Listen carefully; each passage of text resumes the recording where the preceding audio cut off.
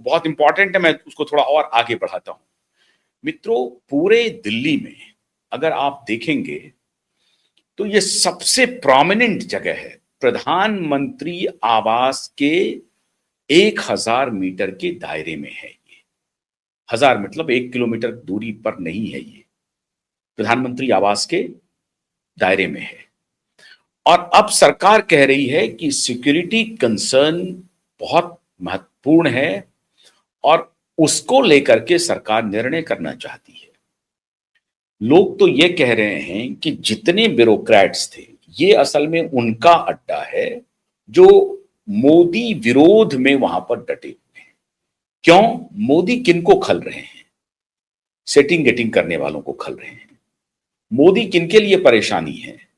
जो दलाली में थोड़ा सा परेशानी उत्पन्न कर रहे हो। दलाली उनकी ठीक से नहीं चल पा रही है। पावर गैलरी में जो दलाली थी वो एक प्रकार से बंद हो गई है। तो जितने सेटर गेटर थे वो वहां पर बैठते थे और सुबह और शाम उनका एक ही काम मोदी को गाली देना, मोदी को बुरा भला कहना। मोदी की आलोचना की जा सकती है, लेकिन इसलिए नहीं कि लार्जर पब्लिक इंटरेस्ट में आप कोई आलोचना कर रहे हैं। नहीं, आपकी आलोचना है शुद्ध स्वार्थ के लिए। उनको लाभ में हिस्सेदारी नहीं मिल रही है। मैं ये नहीं कह रहा हूं कि सरकार पूरी तरह से सेटिंग गेटिंग दलाली चोरी से एकदम से निवृत्त हो गई, बिल्कुल नहीं। आज भी सरकारी महकमों में थोड़ी बहुत तो चल रही है, लेकिन वही है कि आटे में नमक है, नमक में पूरा आटा नहीं मिला हुआ है।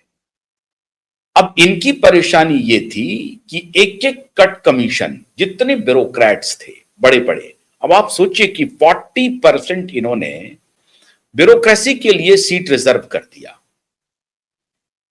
पूरा अलग भारत है, इनको उस भारत से कोई लेना देना नहीं है। यहां पे जितने ब्यूरोक्रेट्स जिमखाना क्लब के मेंबर हैं, उनके एक भी बच्चे भारत में नहीं पढ़ाई करते, एक भी बच्चे। सारे बच्चे आपको ऐसा ही लगेगा कि बहुत ही ब्रिलियंट है, एक एक चरसी हैं, एक एक आवारा हैं, लेकिन उनको बड़ी बड़ी कॉरपोरेट कंपनियां विदेश में फंड करती हैं।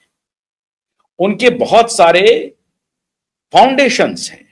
और एक बात आपको मानना पड़ेगा, भारत सरकार के वर्तमान मंत्री में से बहुत सारे लोग उनके भी लड़के हैं जिनको कॉरपोरेट फंड करता है। भले ही उनकी जानकारी कुछ भी हो, ज्ञान के मामले में वो सिफर भी हों, लेकिन बड़े बड़े इंस्टीट्यूशंस उनको फंड करते हैं, कर रहे हैं। वो अभी भी अनवरत जारी है। लेकिन ये जो सिंबल है गुलामी का, इस तरह की परंपरा का, तो धीरे धीरे टूटेगा, एक बारगी में नहीं टूटेगा मित्रों, धीरे धीरे। अब अगला गिरा पिछला होशियार हो जाएगा। मोदी जैसे ही गुलामी की ये जो आखिरी निशानी है, उसको जैसे ही उन्होंने ध्वस्त किया, बिलबिलाने लगे, छटपटाने लगे हैं सारे मिक्सर फिक्सर। अब उनको लग रहा है कि हमारे बच्चे को सेटिंग गेटिंग करने के लिए कहां बैठेंगे, इस तरह का पूरी तरह से सिक्योर्ड एरिया कौन मिलेगा जहां दूर तक हमारी आवाजें कोई सुने नहीं। मुंबई से कोई आए रसूखदार बिजनेसमैन, चलिए साहब जिमखाना क्लब में मिलते हैं। किसी होटल में जाएंगे तो पूरी दुनिया देखेगी, जिमखाना क्लब में मिलते हैं, मतलब पब्लिक अपीयरेंस नहीं होना। वहां आम आदमी जाता नहीं है। 5 स्टार में तो चलिए कोई आम आदमी भी चले जाए, छोटे मोटे लोग भी चले जाते हैं 5 स्टार, उनकी निगाहों से बचा जाए। तो उनके लिए बहुत ही माकूल प्लेस था ये जिमखाना क्लब। जो दूसरे बाकी क्लब हैं आप देख रहे हैं, उनकी इतनी हैसियत नहीं है। छोटे छोटे क्लब हैं, वो उतने रसूखदार नहीं है। इंडिया इंटरनेशनल क्लब देख रहे होंगे आप, इंडिया हैबिटेट सेंटर्स वगैरह देख रहे हैं, उस सब में वो दम नहीं है। और तो बाकी बहुत सारे क्लब है, एयरपोर्ट्स क्लब है, उस सब में भी आप जा सकते हैं, वहां भी आप पब्लिक ग्लेयर से बच सकते हैं। लेकिन जिमखाना क्लब में तो बहुत दूर से ही कुत्ता पहचान जाएगा कि वो आम आदमी आ रहा है, भौंकने लगेगा, बाहर जाओ बाहर जाओ। सबसे माकूल जगह थी, कोई कैमरा नहीं, कोई लोग नहीं, बस हम और तुम मिलेंगे, कोई देखेगा नहीं।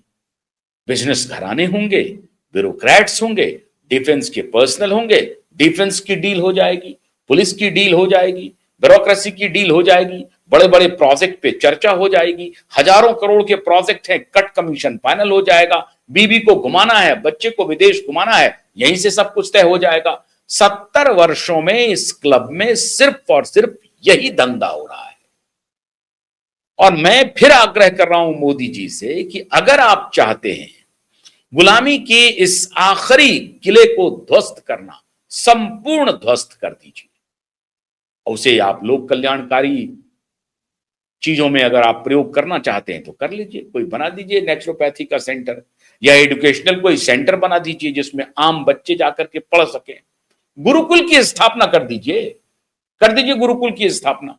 इस क्लब में क्या करना, ये जो आप देख रहे हैं बंगलो, शानदार 5 स्टार 7 स्टार कमरे जो बने हुए हैं, वो क्यों, किस लिए, जरूरत क्या है उसकी? 5 स्टार होटल तो है ना, जाइए वहां पे, क्या जरूरत है जिमखाना क्लब में? राहुल गांधी 2004 में सदस्य बने, मेनका गांधी वर्तमान में अभी गांधी परिवार से, जो कभी पेट्रॉन हुआ करते थे, पंडित नेहरू जी शौकीन थे साहब, शौकीन थे, कोई बात नहीं है, शौक तो होना ही चाहिए ना। तो हमारे देश के प्रथम प्रधानमंत्री, गरीब भिखमंगा भुक्कड़ देश के प्रथम प्रधानमंत्री जिमखाना क्लब में बैठते थे। आज मेलोडी देने पर मेलोनी को चर्चा हो रही है,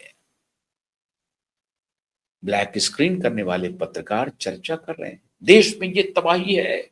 मेलोडी लेकर के चले गए हमारे प्रधानमंत्री, देश में लोग सड़कों पर हैं और मेलोनी को मेलोडी दिया जा रहा है। चीफ पेट्रॉन बन गए थे हमारे प्रथम प्रधानमंत्री इस लेडी वेलिंगटन के स्विमिंग पूल वाले इलाके के, कोई चर्चा नहीं। राहुल गांधी मेंबर हैं, मेनका गांधी मेंबर हैं, सोनिया जी नहीं मेंबर, कोई बात नहीं। बड़ी जद्दोजहद के बाद राहुल गांधी को भी मेंबरशिप मिली है साहब, यूं ही नहीं मेंबरशिप मिली है, प्रधानमंत्री का हस्तक्षेप करना पड़ा कि साहब इनको दीजिए, तो दिया गया। वरना इनकी जो डीलिंग होती है, जो लैंड डिपार्टमेंट है, उनसे अगर कुछ वास्ता है, उनके कोई ऑफिसर है, उनको फौरन मिल जाता है। वेटिंग टाइम कितना है पता है आपको? अब तो आ गई है खबरों में, वेटिंग टाइम है 37 ईयर्स, ब्यूरोक्रेट्स के लिए 15-1 वर्ष के आसपास, लेकिन आम लोगों के लिए 37 ईयर, 37 साल, 40 साल तक आपको इंतजार करना पड़ेगा, तब बारी आएगी। 6 लाख 7 लाख 8 लाख जो भी फीस है वो फीस जमा कर दीजिए, लेकिन 40 साल के बाद, 37 साल के बाद बारी आएगी जब आप मर मुरा जाएंगे। कौन जीता है, कौन जीता है तब तक? तो वही बात है ना, कौन जीता है तेरे सर होने तक, खाक हो जाएंगे तुझको खबर होने तक, वही बात। आप अप्लाई कर दीजिए, 37 साल के बाद आपकी बारी आएगी। लेकिन नेहरू जी, लेडी वेलिंगटन को पता नहीं, लेडी वेलिंगटन तो चली गई थी उस वक्त, नेहरू जी पेट्रॉन बने, नाम बदल दिया, इंपीरियल नहीं होगा, दिल्ली जिमखाना क्लब होगा। सब कुछ वही, संस्कार वही, चलन वही, आचरण वही, शास्त्रार्थ वही, सब कुछ वही, वही सिगार, वही सिगरेट, मालबरो क्या, और वही रेड ब्लैक व्हाइट, पता नहीं कौन कौन से, ब्लू वाइन, जाम छलका, मीटिंग हो गई, बीवी बच्चे बाहर घूम रहे हैं। ये है क्लब।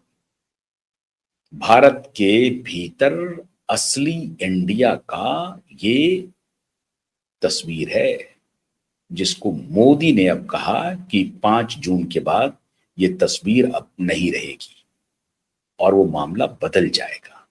एनसीएलटी के इंटरवेंशन के बाद भारत सरकार ने उसकी जो इलेक्टेड कमेटी थी उसको हटा करके अपनी कमेटी अपॉइंट कर दी थी, और फाइनली अब आदेश दे दिया कि 5 जून के बाद भारत सरकार उसे टेक ओवर करेगी और ये मामला अब खत्म। आपकी जो दुकानदारी थी वो खत्म, सेटिंग गेटिंग मिक्सिंग फिक्सिंग खत्म। तो आखिरी किला भी ध्वस्त हो गया गुलामी की। जय घोष कीजिए, भारत माता की जय बोलिए, वंदे मातरम बोलिए। बहुत बहुत शुक्रिया, नमस्कार।